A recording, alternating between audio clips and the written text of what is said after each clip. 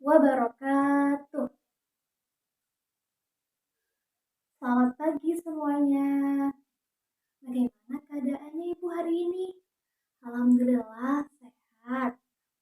Perkenalkan, nama saya Mita Miftahul Jannah. Saya mahasiswa dari Stikes Kuningan. Di sini saya akan sedikit menjelaskan mengenai keluarga berencana atau KB.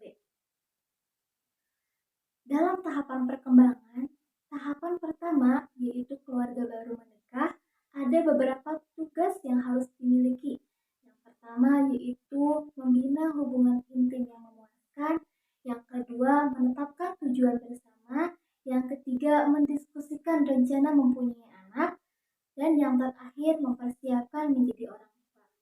Jadi di sini saya akan membahas mengenai rencana memiliki anak atau KB. Sebelum itu, ibu-ibu tahu nggak sih keluarga itu apa? Jadi, keluarga adalah dua atau individu yang tergabung karena hubungan darah, pernikahan, dan adopsi dalam suatu rumah tangga. Berinteraksi satu dengan lainnya dalam peran dan menciptakan serta mempertahankan suatu budaya. Selain itu, keluarga juga merupakan unit terkecil dari masyarakat yang terdiri dari kepala keluarga dan beberapa orang yang terkumpul dalam suatu tempat tinggal dalam satu atap dengan keadaan yang saling ketergantungan.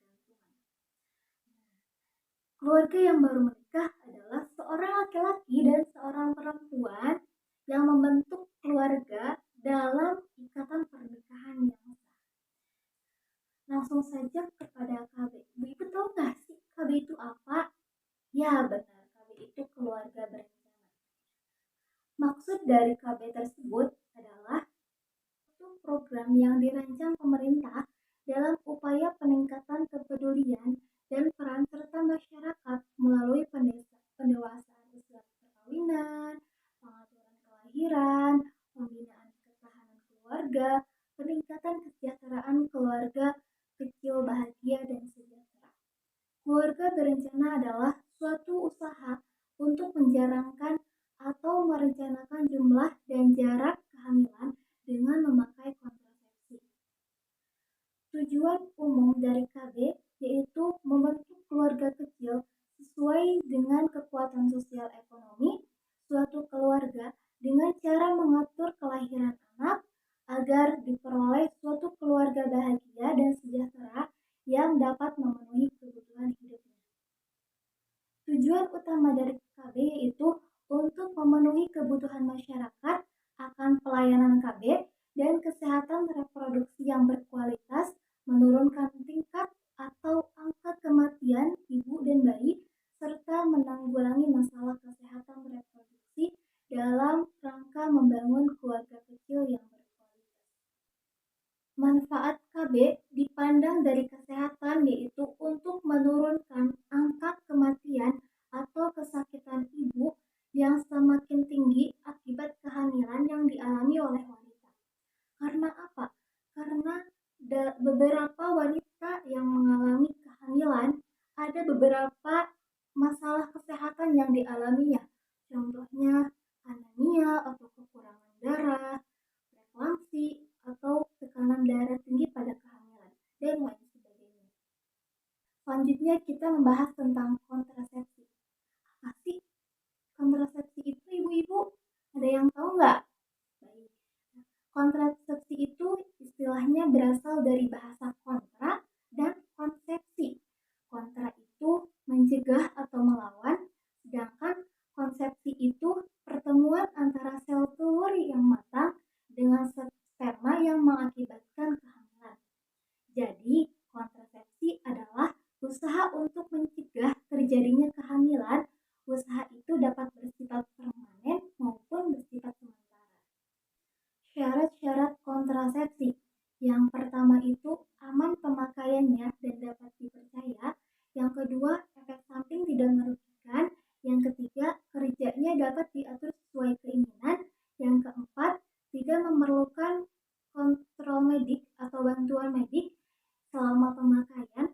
Yang kelima, tidak mengganggu hubungan persetubuhan. Yang keenam, cara penggunaannya sederhana, harganya murah, dapat diterima oleh pasangan suami istri, dan yang terakhir pemakaiannya jangka lama. Macam-macam kontrasepsi dibagi menjadi dua, ada metode sederhana dan metode modern. Metode sederhana dibagi menjadi dua. Yang pertama yaitu metode kontrasepsi tanpa alat, misalnya yaitu metode ammonium halakrasi atau MHL, coitus interruptus, dan metode kalender dan lain-lainnya. Misalnya dalam coitus interruptus, keuntungannya yaitu sederhana, tanpa biaya, dan tidak memerlukan tenaga kesehatan. Kerugiannya sering terjadi kegagalan yang menyebabkan kehamilan. Nah, yang kedua yaitu metode kontrasepsi dengan alat, contohnya kondom, diafragma, cup cervix, dan lain-lain.